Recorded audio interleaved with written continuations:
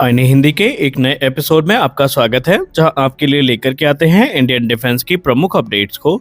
और आज की कुछ अपडेट्स पे हम नजर डालेंगे जो कि भारतीय वायुसेना से संबंधित है। दोस्तों, जैसा कि हम सब जानते हैं, भारतीय वायुसेना इस समय भरसक प्रयास कर रही है कि उसकी जो एयरक्राफ्ट फ्लीट है उसे तब तक मेंटेन करके रखा जा सके जब तक कि उनका परफेक्ट रिप्लेसमेंट इंडियन एयरफोर्स के पास नहीं आ जाता।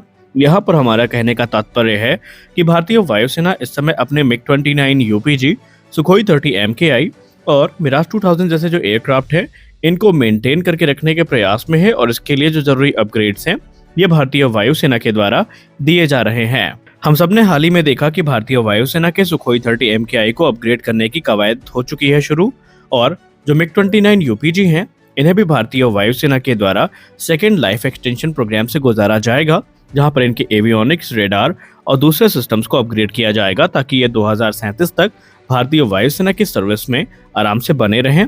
लेकिन इसी बीच भारतीय वायुसेना का ध्यान मिराज 2000 की फ्लीट की तरफ भी केंद्रित हुआ है, और इसको लेकर के एक नहीं बल्कि 2 request for proposal Indian air force के द्वारा इशू करे गए हैं, जहां पर क्रिटिकल टेक्नोलॉजीज के डेवलपमेंट की बात करी गई है। और ये डेवलपमेंट इंडिजिनस होंगे, यानी स्वदेशी तौर पर इन टेक्नोलॉजीज को विकसित किया जाएगा, जो कि मिराज 2000 एयरक्राफ्ट की ताकत को बढ़ाएंगे। मिराज 2000 भारत के लिए कितने इंपॉर्टेंट है इसका हमने एग्जाम्पल कारगिल वॉर में देखा और बालाकोट एयर स्ट्राइक में भी देखा है, और इसीलिए भारतीय वायुसेना जब तक तेजस मार्क 2 बनकर तैयार नहीं हो जाता इन एयरक्राफ्ट को अपग्रेड करने का प्रयास कर रही है। जो पहला रिक्वेस्ट फॉर प्रपोजल भारतीय वायुसेना के द्वारा इशू किया गया है वो इंडियन कंपनीज के कंसोर्टियम को है कि आप लोग मिल करके भारतीय वायुसेना के इन जहाजों के लिए एक indigenous integrated fly by wire system को विकसित करें, जो कि मौजूदा फ्लाई बाय वायर सिस्टम को रिप्लेस कर सके। माना जा रहा है कि इसमें जो कंपनीज है वो कॉन्फिडेंट हैं कि वो ऐसा फ्लाई बाय वायर सिस्टम बना सकती हैं जो मौजूदा सिस्टम से कहीं ज़्यादा एडवांस होगा। इसके आने के बाद जो एयरक्राफ्ट की फ्लाइट कंट्रोल है, परफॉर्मेंस है और ओवरऑल ऑपरेशनल कैपेबिलिटीज़ हैं वो काफ़ी ज़्यादा इन्हेंस हो जाएंगी। हालांकि भारतीय वायुसेना ने उन्हें पहले भी बता दिया है कि ये प्रोग्राम इतना आसान नहीं होने वाला है, और भारतीय वायुसेना ने पहले से ही कुछ की रिक्वायरमेंट्स है जिनको सामने रखा है। जैसे कि भारतीय वायुसेना ने ये कहा है कि ये पूरा का पूरा जो सिस्टम है ये स्वदेशी तौर पर भारत में ही डेवलप किया जाना चाहिए और भारत में ही इनका निर्माण होगा, यानी भारत में ही ये सिस्टम मैन्युफैक्चर किए जाएंगे। खास बात यहाँ पर यह है कि ये लैब व्यू सॉफ्टवेयर और PXI बेस्ड जो इंस्ट्रूमेंटेशन है और कंट्रोलर्स हैं उनको भी यूटिलाइज करने चाहिए। एक और इम्पॉर्टेंट चीज जो भारतीय वायुसेना ने इन सिस्टम को लेकर के रखी है कि ये इम्प्रूव परफॉर्मेंस के साथ आने चाहिए, और मौजूदा सिस्टम की तुलना में इनकी जो परफॉर्मेंस है और रिलायबिलिटी है वो भी काफ़ी अच्छी होनी चाहिए। और इसके बाद भारतीय वायुसेना ने की रिक्वायरमेंट्स में ये भी कहा है कि ये जो एयरक्राफ्ट है ये मौजूदा मिराज 2000 एयरक्राफ्ट के जो एवियोनिक्स हैं और दूसरे सिस्टम है उनके साथ कंपैटिबल भी होने चाहिए। यानी कि ऐसा नहीं है कि आप कोई सिस्टम बना के तैयार कर दें और पता चले कि वो मिराज 2000 के एवियोनिक्स और दूसरे सिस्टम्स के साथ कंपैटिबल नहीं है, तो ये चीज़ें नहीं होनी चाहिए। भारतीय वायुसेना ने स्पष्ट शब्दों में इनके बारे में बात करी है। और जो दूसरा रिक्वेस्ट फॉर प्रपोजल भारतीय वायुसेना के द्वारा इशू करा गया है वो है इंटीग्रेटेड एंटी स्किड टेस्टर का, जो कि मिराज 2000 एयरक्राफ्ट के लिए बनाए जाएंगे। इनका डेवलपमेंट भी इंडिजिनस होगा और इसके लिए भी भारतीय वायुसेना काफ़ी ज़्यादा उत्सुक है। हालांकि ये जो टेस्टर होते हैं ये वेरीफाई करते हैं जो फंक्शनैलिटी और परफॉर्मेंस है एयरक्राफ्ट के एंटी स्किड ब्रेकिंग सिस्टम की, और इंश्योर करते हैं कि एयरक्राफ्ट की जो लैंडिंग है, ये टैक्सिंग है, ये सेफ हो और किसी भी मिशन के लिए या ऑपरेशन के लिए काफ़ी इफेक्टिव हो। हालांकि इसके लिए भी भारतीय वायुसेना के द्वारा कुछ की रिक्वायरमेंट्स हैं जो सामने रखी गई हैं। भारतीय वायुसेना ने कहा है कि ये जो सिस्टम है ये पूर्णतः भारत में ही बनाया गया होना चाहिए, यानी इसका डिज़ाइन और डेवलपमेंट जो वर्क है ये भारत में ही पूरा होगा। और उन्होंने ये भी कहा है कि लैब व्यू सॉफ्टवेयर और PXI बेस्ड जो इंस्ट्रूमेंटेशन और कंट्रोलर्स हैं उनको ये एम्प्लॉय करना चाहिए।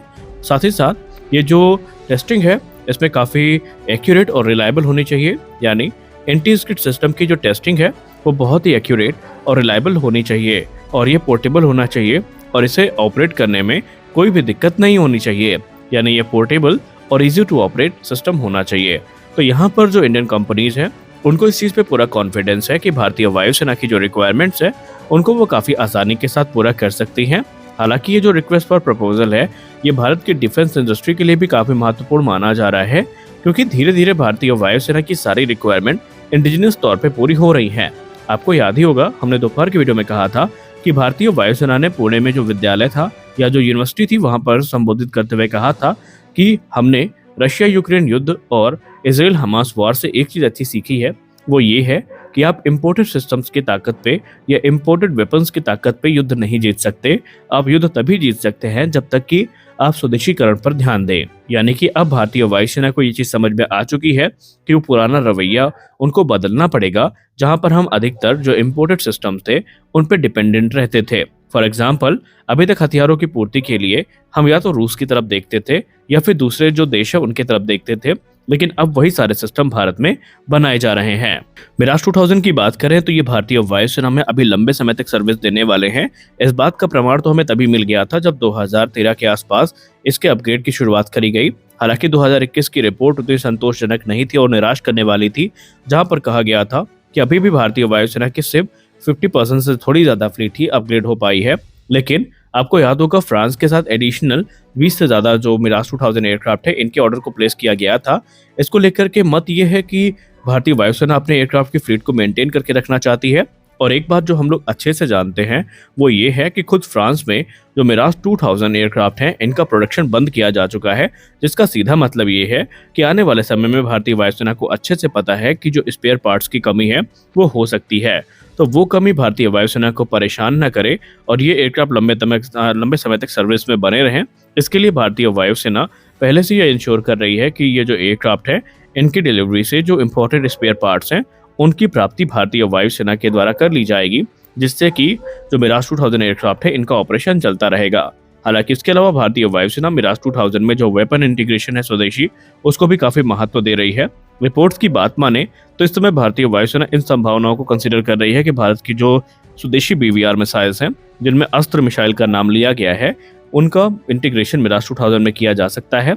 इसके अलावा स्वदेश निर्मित जो प्रिसीजन गाइडेड म्यूनिशन है और एंटी शिप मिसाइल्स हैं, इनको भी मिराज 2000 फाइटर एयरक्राफ्ट में इंटीग्रेट करने की बात कही गई है।